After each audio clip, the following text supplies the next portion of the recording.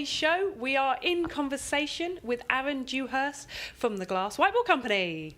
Hi Leo, how you doing? Good, thank you. You? Very well, thank you. Good to see you back here in the hot seat again. Yes, it's getting a bit regular. Yep, it is indeed, for today's conversation about the courage to change direction. Right, Yes. and we're specifically talking about, I guess, when things maybe don't go ideally to plan how you want, having the courage to kind of assess, to look and potentially change course. Mm-hmm. So this is something that you've kind of had to look at recently, hasn't it, come up against. How do you approach that problem when you've got to make this big decision about whether you keep going in the direction you're going or potentially to change course?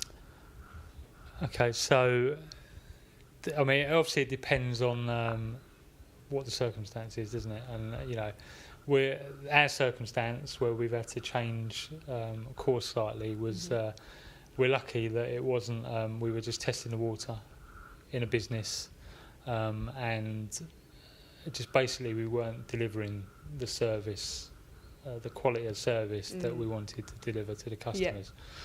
Yeah. And we kind of like realised this after a few months, and it's probably because we got busier, and we thought it was all going in a good direction.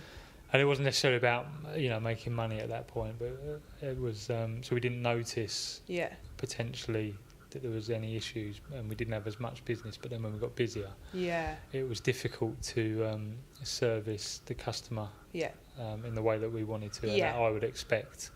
Yeah, and I think, and is that a case of having a clear criteria of what is good enough? Because, maybe other people would have continued because you were still offering a good quality and a good service. It just wasn't the top premium service that is important to you, that you want to offer. So did you have you said it was a trial period, did you have a criteria in advance, or was it something that you assessed as and when it came to the right time to have a look? It was. I wasn't expecting the business. The model is still a good model. Yeah.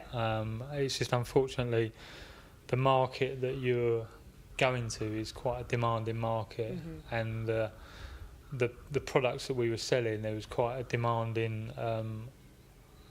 You had to do. There was quite a big process to get from winning the order to getting the order out, and it was a lot of potentially site visits, a lot of measuring, and it was a lot of precise work, which we just unfortunately we weren't geared up to do. And we tried to change the course a little bit earlier on, where we tried not to go out to visit and to get people to commit sizes and measurements to us, but that just wasn't working, so.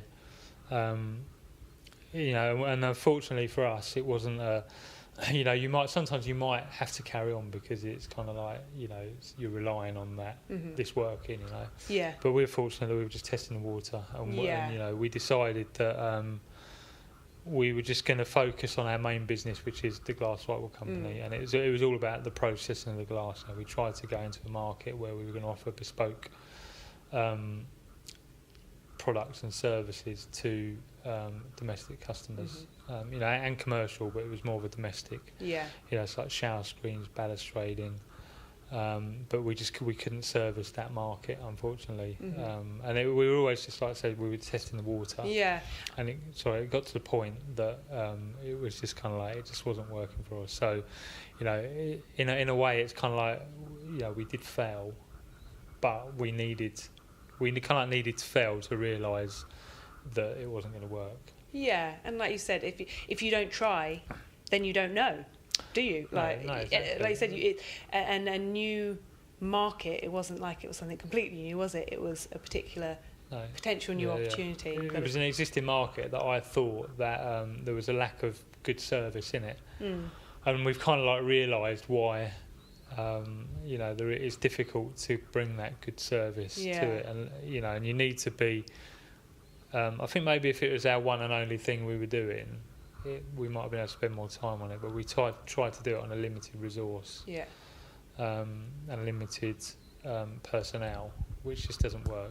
So we're not. It's not that we're not going to revisit something again in the future, but it's going to be very different from the way that we've tried to do. I guess when it's the right time, and that's why I guess this word failure doesn't feel like it accurately describes it, because it's just going at this moment in time, that particular course, and like we said, direction isn't maybe the right one, but who knows another time. And what have you, because this is why I love this idea of, and especially how you've described it as a trial, this opportunity by doing it, I assume you've learned lots of things, both about that market or potential market for the future, and or about kind of the existing work that you're doing. Is there anything particularly that comes to mind that you've learned from that experience that you're now applying or able to improve in other areas? I think it's obviously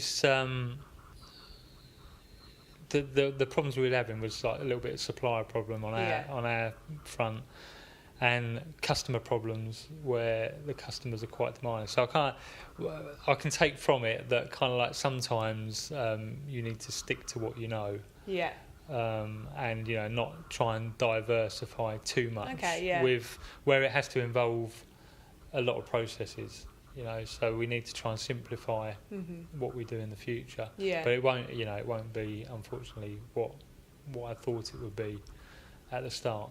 Yeah. But it means we can, again, I think I might repeat myself, but we can focus on what we do best. Which is always the aim. Yeah. In the first place, from processing the glass. Definitely. And that's how we make our money, and that's kind of like that is our livelihood. So we just want to make sure we don't get too diluted with other stuff. Yeah, because like you said, and like I've heard you say a number of times, it's about putting out the best quality, and anything other than the top premium quality is not good enough. Right, you've got to be focused to be able to continue to offer that quality and not let that slip in any sector. I think my expectations are so high that even the guys at work struggle to keep up with them. But I think it's what keeps us at a good level. Yeah, definitely. Of service and products, and that is key. Definitely. And then you've always got like we said, a criteria against which to make those decisions. Do you pivot? Do you change direction, or do you keep going? Yeah, no, I think in all businesses you're always going to change direction. So what we did originally, we've changed direction, and it's changed direction on its own as well. You can't always have control of the directions you have to change. It's sometimes the market dictates how you change the way you go.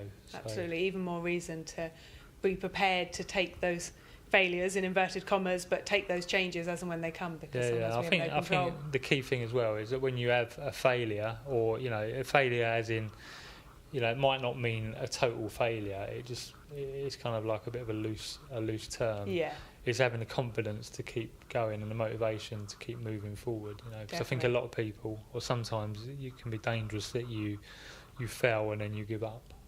So I think you've always got to look at it as that's how you're going to learn from mistakes or little failures, and it should bring you back stronger and better. Definitely. So you're feeling all I'm feeling very really confident. Yeah, good. No, because I think it's for me, I've got ideas of where we might take that particular business in the future. Yeah.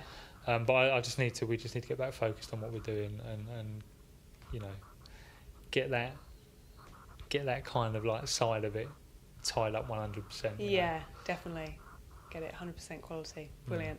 Aaron, great stuff, and good luck, and I look forward to hearing more about the new direction and where it takes you. Thanks, Leo. Thank you.